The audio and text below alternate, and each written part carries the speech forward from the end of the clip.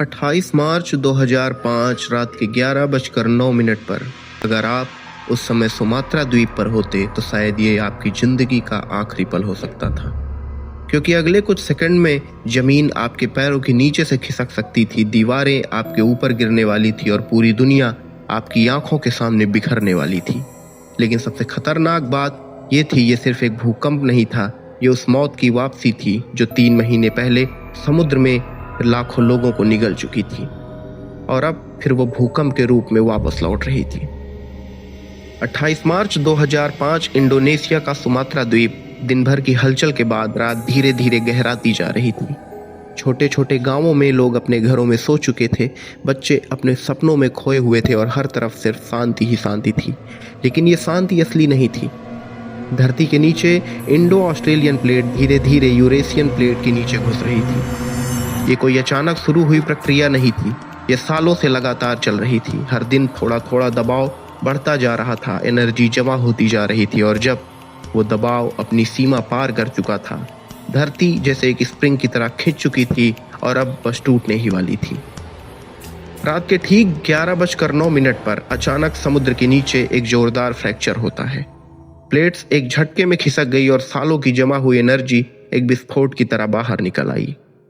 पहले हल्का सा कंपन महसूस हुआ, लोगों को लगा शायद चक्कर आ रहा है, लेकिन अगले ही सेकंड पूरा घर हिलने लगा। बर्तन की गिरने की आवाजें आने लगी, दरवाजे अपने आप खुलने बंद होने लगे और फिर जमीन इतनी जोर से हिलने लगी कि खड़ा रहना नामुमकिन हो गया था। इस भूकंप की ताकत इतनी ज्यादा थी कि इसका मैग्नीट्यूड 8.7 के आसपास था, जो एक मेगा अर्थक्वेक की कैटेगरी में आता है।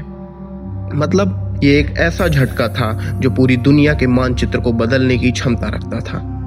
कुछ ही सेकंड में इमारतें पूरी तरह से झुकने लगी, दीवारें फट चुकी थी और छतें टूटकर गिरने लगी थी। लोग नींद से उठे, घबराकर बाहर की तरफ भागने का प्रयास किया। भूकंप की चारों तरफ से आवाजें आने लगी, लेकिन हर कोई बाहर नहीं निकल पाया।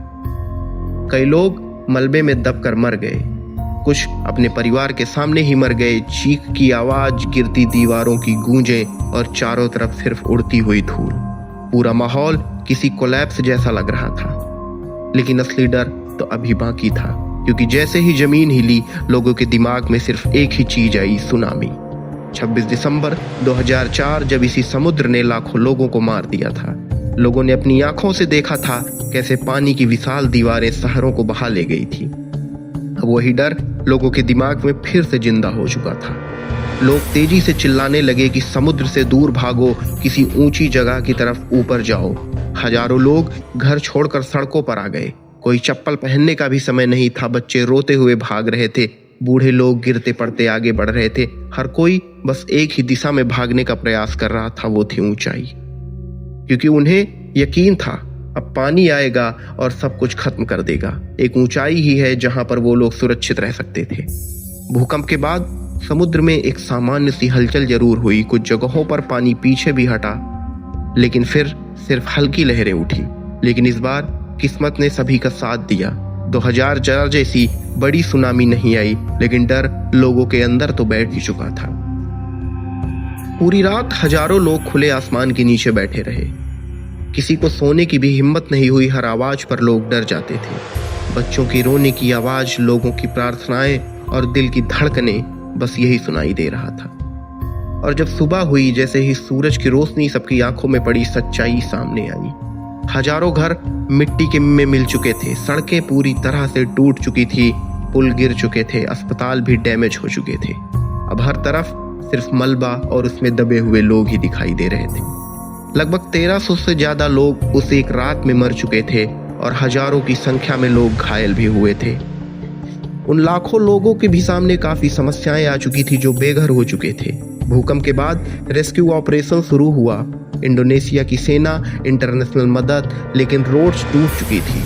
वो लोगों तक आसानी से नहीं पहुंच पा रहे थे। कम्युनिकेशन पूरी तरह से बंद हो चुका था और रिमोट एरियाज तक तो पहुंचना बिल्कुल नामुमकिन सा हो चुका था। कई लोग 2-3 दिन तक मलबे में फंसे रहे। कुछ को जिंदा निकाला गया और कुछ हमेशा के लिए वहीं रह गए। हर मिनट जिंदगी और मौत के बीच लड़ाई चल रही थी। बाद में साइंटिस्ट्स ने इस भूकंप का कारण बताया कि ये संडा मैग्नस थ्रस्ट फॉल्ट लाइन पर आया था, जहां Indo Australian plate Eurasian plate के नीचे जा रही हैं। यही वजह है कि यह इलाका दुनिया के सबसे डेंजरस जोन्स में आता है। सबसे डरावनी बात यह थी कि यह भूकंप उसी जगह आया जहां 2004 में सुनामी आई थी। मतलब धरती अभी भी अनस्टेबल थी और खतरा खत्म नहीं हुआ था। इस घटना के बाद लोगों की जिंदगी पूरी तरह बदल गई। रात को नींदें नहीं आती थी, हर एक छोटा सा वाइब्रेशन भी पैनिक कर जाता था।